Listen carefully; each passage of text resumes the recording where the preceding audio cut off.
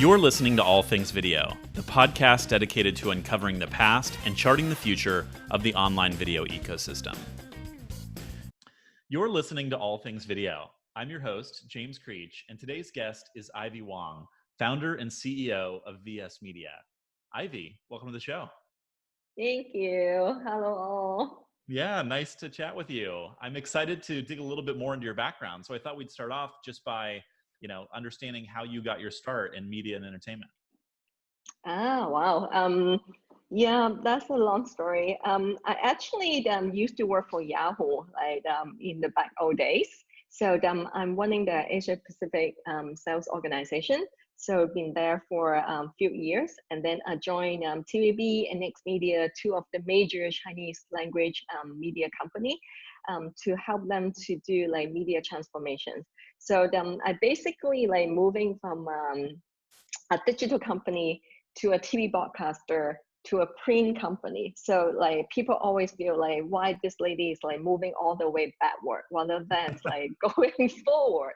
So like there was an article saying that like I basically commit career suicide by doing like backward. So but then because like I'm doing the digital transformation there, so I get a chance to understand what exactly like the TV broadcaster are doing, all the print publications are doing. So in that few years, I have like a very comprehensive knowledge of like what the media company are doing. So in 2014, I basically just feel it's time for me to set up my own company. So then I set up VISS Media with a mission that we want to build a media company by millennial for millennial. So we want that this it's a media company that create by individual creator. So we're focusing on doing lifestyle content in the major category like travel, music, fitness, cooking, like all the things that like they can have a better life. So we have been working with like over 1,000 creators so far. Amazing. And globally, we have like around 200 million fan base. Incredible. So it's actually like we're building it like step by step, but then like it seems that like we actually growing much faster for the last 6 months during the COVID. So we are actually quite proud of the media network that we have been building. And commercially, we're adding more like a content marketing and influencer marketing agency, helping the brands and company to link with creator using content storytelling to sell the products, the company story, and then help the company to lead into conversion or transaction. So that's how we make money, and then how we make sure that like, we can help our creator to monetize as well. So that's what we have been doing for the last 7 years. Fantastic. And what was the original inspiration? What drew you into the creator landscape and said, I want to help these influencers build flourishing careers? That's a very good question. So when I was like with the media TV broadcasters, so we see like every media broadcaster spending a lot of effort and resources to reach out to the millennial, because like they knew that like the millennial are not watching TV or like reading newspaper anymore. So they trying really hard to get them back. But then it's like what I'm looking at is like the individual YouTuber. So they just create like very casual, simple video, and then they post it on YouTube, they post it on Instagram, they post it on Facebook, and then they can basically get their fan base, and then they can communicate with the millennial, and then they can make a living out of it. So then that's really inspiring. That's like the whole world is changing. It's like not the big guy chasing like the millennial. It's actually the millennial from ground up creating the content they like, and then they communicate with their own fan base and audience. So that's where I feel that's a generation of self-media, like individual creator create their own content, and then people starting to love it. So then I feel like that may be something that I really want to do. And then by working with teenagers, it made me feel younger. And then like that's where I feel like it sounds like a good business that I want to get into. Yeah. Had you always considered yourself an entrepreneur, or what was it like being a first-time founder?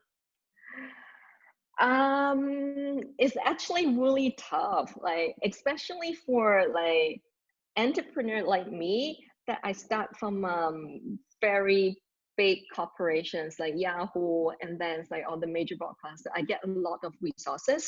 And then it's like my name card go out, sell something. But then when I set up my own company with my name card, people like say like, you are the nobodies, like who are you? And then it's like life suddenly is like getting more like from heaven to hell, and nobody's like what you're doing. And then you talk about passion, and then they will say like, where's the money coming from? It's actually quite hard, particularly for me coming from a big corporation, to be like individual entrepreneur. But then the fun part is like I've been able to achieve something that from ground up. In a big corporation, you always like do a tiny bit of it, and then you have to be really specialist in that area. You cannot like looking at the full picture, and then you cannot create your own stuff. So being an entrepreneur, you always get into a fighting mode. Like you have been fight for almost everything, fight for resources, fight for reputation, fight for this and that. It's very tiring, but it's very achieving too. So I still love it so far. Very good. Now you're based in Hong Kong, but you mentioned you're supporting creators globally. What are some of the Mhm. key platforms that you see as really important for creators today? I think like what we do is a bit unique. So we basically helping like Chinese creator from mainland to expand overseas. So like in China, they may be using Douyin, but then it's like we have to help them to use TikTok and Yeah, YouTube and sure. Facebook. And then we also helping like global creator to get into China. So when they get into China, there's no YouTube, no Facebook, no nothing. Sure. So Yeah. they have to get into like Weibo, QQ, Tencent, Alibaba platforms, like Taobao platform. So all the platforms are so different. And then it's like the brand rules and regulations are all very different as well. So right now we have been working with like over 25 platforms in China and outside of China. Wow. One of the key themes of All That Matters is kind of bridging the gap between East and West, helping Western companies do business in Asia and vice versa, right? Bringing companies, and obviously you have a lot of experience with that, both in mainland China and through the rest of APAC, but also, to the Western world. What advice do you have? What recommendations do you have for businesses to establish strong partnerships? Yeah, I still feel like many Western companies want to get into China. China is a very big market. And then it's like you see like after COVID, the rebound rate is really high. So it's like people seems to be get back to normal. They keep spending, and but then I think one thing that I see is a bit sensitive starting from last year is the U.S.-China trade war. So it's a lot of fighting there. It's a lot of like new regulations. It makes the Chinese people suddenly become more patriotic. So they now wanting to support more of the local production or the local products, and then they kind of like feel that it's like I'm Chinese, I have to use like my own stuff rather than just rely on the outside.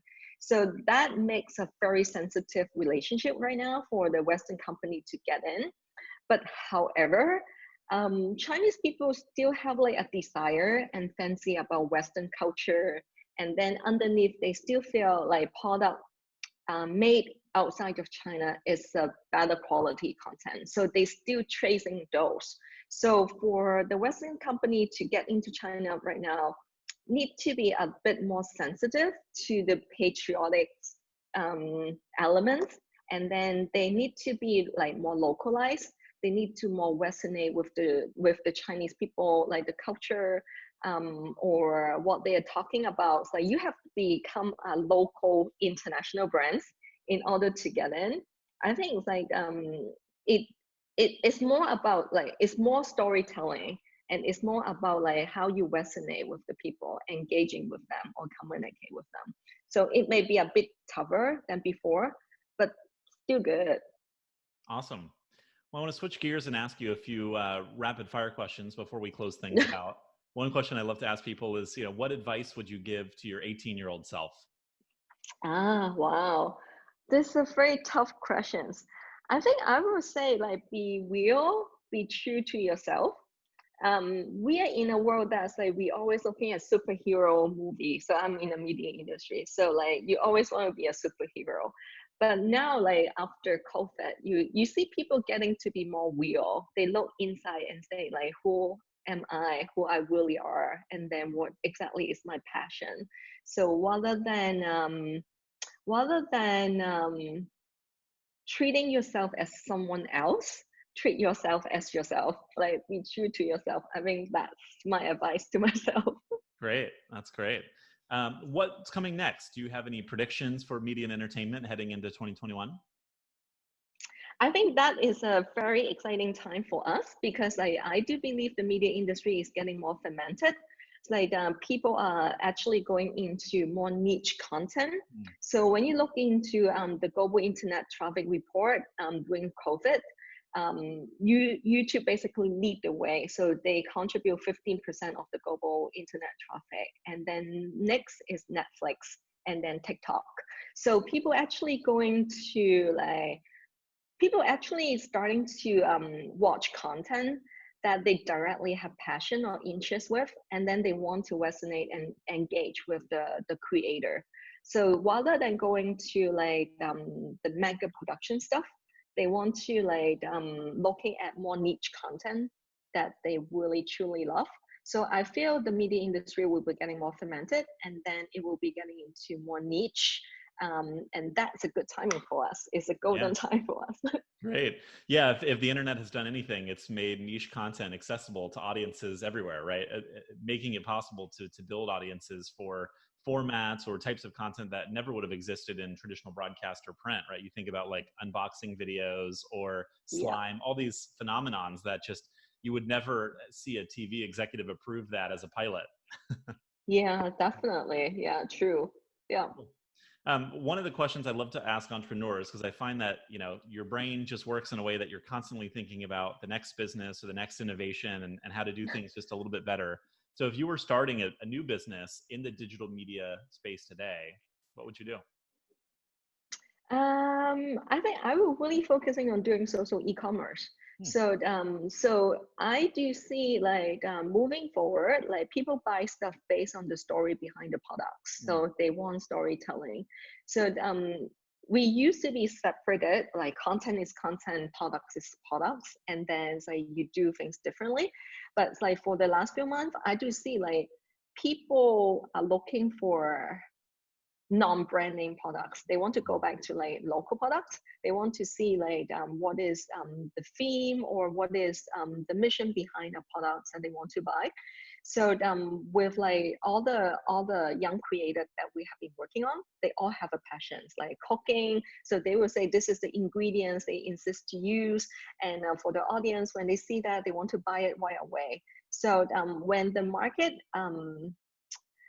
when the economy is getting worse, so brands cannot spend huge branding budgets. So that may be a way that's like we're using the individual creator to create content and which can sell products. So that is the social e-commerce or the content e-commerce areas that I really want to get into. Fantastic. Yeah, I think social e-commerce is a huge opportunity. China and the rest of Asia is perhaps years ahead of where we are in the US. It seems like, there's a lot more e-commerce activity happening on platforms like WeChat, and then a lot of the native like social platforms in China and across Asia Pacific. So very keen to see what happens in that space going forward. And I think that's an awesome suggestion. Yeah. Yeah. And I'm excited too. So I really want to get into it really fast. There we go. Well, Ivy, this has been so much fun. Thank you for sharing some insight into your journey as an entrepreneur and how things have changed in the business over the past years. And great to just get some insights on what the business looks like going forward. So thanks again for coming on the show. Cool. Thank you for your time, and stay healthy and stay super happy during this crazy time. Yes, same to you. Thanks so much. Thank you. Thanks for tuning in. I'm James Creech, and this has been another edition of All Things Video. If you like what you hear, we hope you'll share and subscribe for new episodes. See you next time.